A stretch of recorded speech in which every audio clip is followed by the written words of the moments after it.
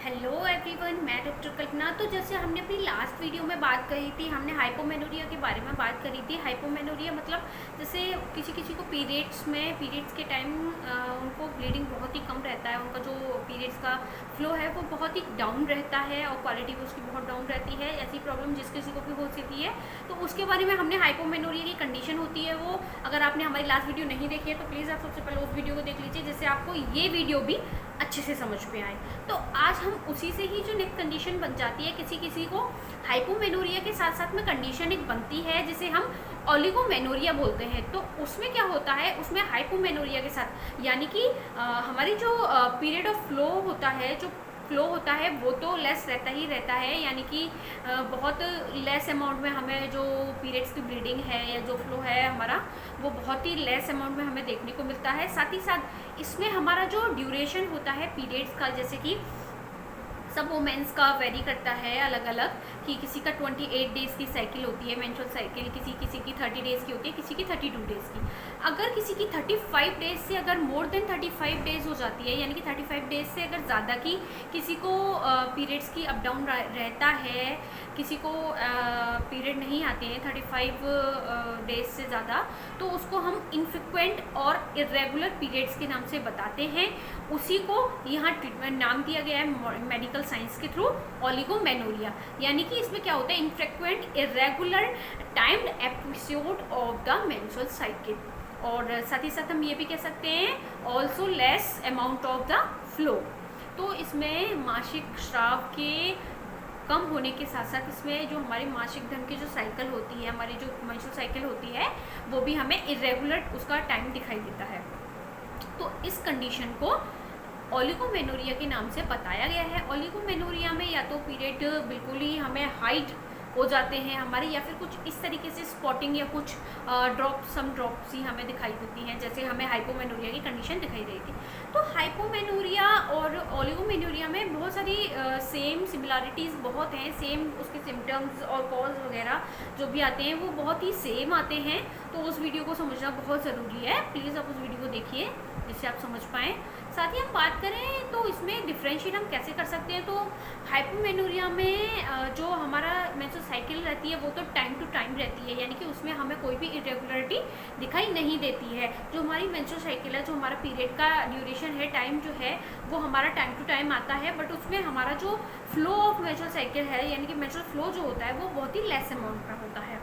लेकिन यहाँ उसके साथ हमें लेस अमाउंट के साथ ही साथ ये भी देखने को मिलता है, कभी कभी हमारा पीरियड हमें बिल्कुल ही हाइट दिखाई देता है, यानी कि हमारा पीरियड आता ही नहीं है, और वो 35 डेज से अगर ज़्यादा उसका डेज जाता है तो उसमें हमारी कोई भी कॉम्प्लिकेशंस हो सकती है। उस डिजीज़ का नाम दिया है ओलिगोमेनोरिया।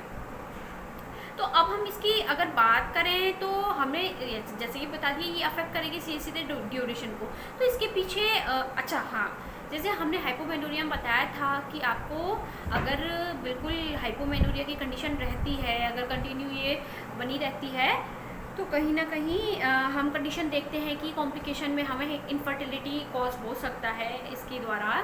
बट ये कोई भी जो ओलिगोमेनोरिया की कंडीशन होती है वो ज़्यादा इनफर्टिलिटी तो कॉज नहीं करती है, फर्टिलिटी पे वो कोई भी इफेक्ट अपना नहीं दिखाती है। बट उसके ऐसी कंडीशन होने से अपनी बॉडी में बहुत सारी कॉम्प्लिकेशंस ज़रूर दिखाई देती हैं, हार्मोनल डिस्टर्बेंस होने की वजह से।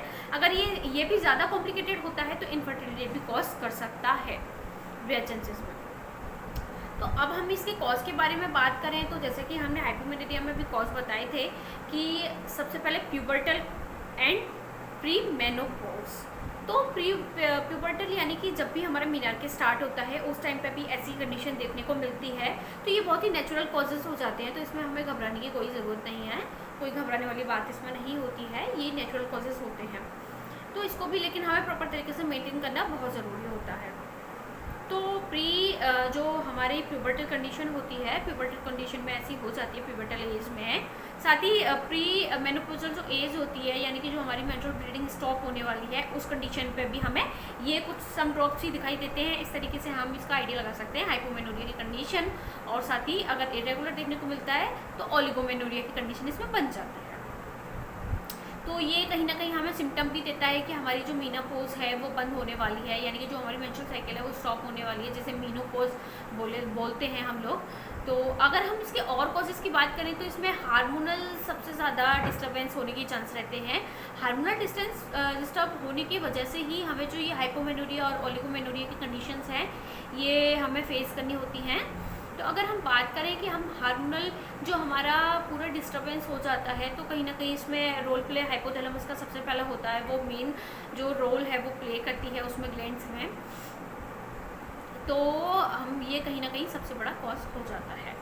साथ ही हम बात करें तो इसमें जेनाइटल जो ट्यूबरक्लोसिस है वो मेन जो कॉज है वो बोला जाता है। अगर जेनाइटली अगर किसी भी बेबी को ट्यूबरक्लोसिस है तो उसको आगे जाके ओलिगोमेनोरिया की कंडीशन बन सकती है। साथ ही हम बात करें तो इसमें सेकेंडरी जो हमारे सेक्सुअल ऑर्गन्स होते हैं जिसका डेवलपमेंट होता है, जैसे कि ब्रेस्ट हो जाते हैं, प्यूबिक हेयर्स होते हैं, एक्सिलरी हेयर्स होते हैं, तो ये कंडीशन उनकी जैसे जैसे वो एज बढ़ती है, प्यूबर्टी एज आती है, हमारी यंग एज आ जाती है, उसमें जैसे जैसे हमारी सेकेंडरी जो सेक्सुअल ऑर्गन्स होते हैं वो डेवलप होते हैं। लेकिन अगर वो फुली डेवलप नहीं होते, यानी कि हमें कोई भी कंजेनाइटल प्रॉब्लम अगर है तो वो फुली डेवलप नहीं होते हैं, और जिसमें हमें देखने को मिलता है कि उसमें ओलिगोमेनोरिया की कंडीशन बनती है।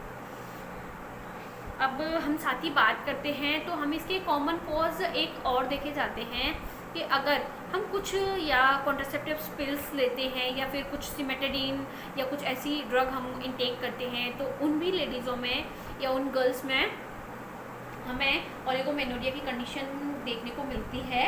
तो ये भी बहुत कॉमन कॉज हो जाते हैं इसको। अगर हम इसकी अब इन्वेस्टिगेशन की बात करें तो इन्वेस्टिगेशन में हम यूएसजी करवा सकते हैं कि कोई भी हमारी ऑर्गन में पैथोलॉजी तो नहीं है, कोई भी उसका हमें पता लग जाता है यूएसजी के थ्रू।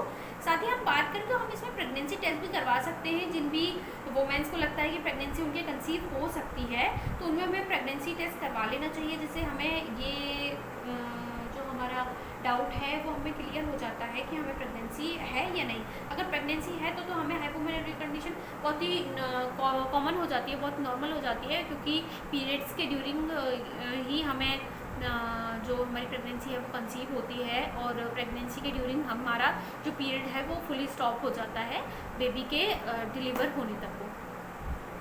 तो ये भी इन्वेस्टिगेशन हमें प्रेगनेंसी टेस्ट कर लेना चाहिए। उसके साथ ही साथ हम बात करें तो हम टीएफटी करवा सकते हैं, यानी कि ट्यूबल फंक्शन टेस्ट, जो कि बहुत ज़रूरी है। अगर हमारी ट्यूब्स में कोई भी पैथोलॉजी है तो सबसे पहले ये कंडीशन कॉज होती है। तो हम साथ ही बात करें तो हार्मोनल ऐसे करवा सकते हैं कि अगर हार्मोनल इम्बैलेंस हमारा अगर है तो सबसे पहले अगर हम हार्मोन्स को अपने को बैलेंस कर लेते हैं, उनको प्रॉपर तरीके से मेंटेन कर लेते हैं, तो हमारा इसमें इसका जो क्या बोलते हैं उसको मेंटेनेंस है या जो ट्रीटमेंट है वो यहीं की यहीं हमारा कवर हो जाता है। साथ ही हम बात करें तो हम इसमें देख सकते हैं लेप्रोस्कोपी करवा के, कि लेप्रोस्कोपी के द्वारा हमें पता लग सकता है कि ओवरी जो हमारी है, ओवरी है जो हमारे ट्यूब्स है, फैलोपियन ट्यूब्स जो हैं, या हमारा यूट्रस जो है उसमें कोई पैथोलॉजी तो नहीं है, या जो हमें पता नहीं हो, जो हमसे अननोन हो, या कोई भी उसमें ट्यूबर एट ऑल कुछ ऐसी कंडीशन ना बन रही हो, तो उसमें भी ऐसी कंडीशन का हमें पता लग सकता है। साथ ही हम बात करते हैं कि इसकी ट्रीटमेंट, तो ट्रीटमेंट में सबसे फर्स्ट तरीका हम आपको यही बताएंगे कि आपको इसको मेंटेन करना चाहिए। मेंटेन हम योगा से भी कर सकते हैं, अपनी लाइफस्टाइल को चेंज करके भी कर सकते हैं। अगर हमारी डाउन डिग्रेड अगर लाइफस्टाइल रहती है तो ऐसी कंडीशन हमें ज़्यादा देखने को मिलती है, क्योंकि जो हमारा जो फिजियोलॉजिकल और सोशियोलॉजिकल जो भी हमारा वर्क होता है वो मेनली इसको कॉज करता है। तो हमें अपना ये जो है इन्वायरमेंटल पूरा संभालना चाहिए, उसको मेंटेन करना चाहिए।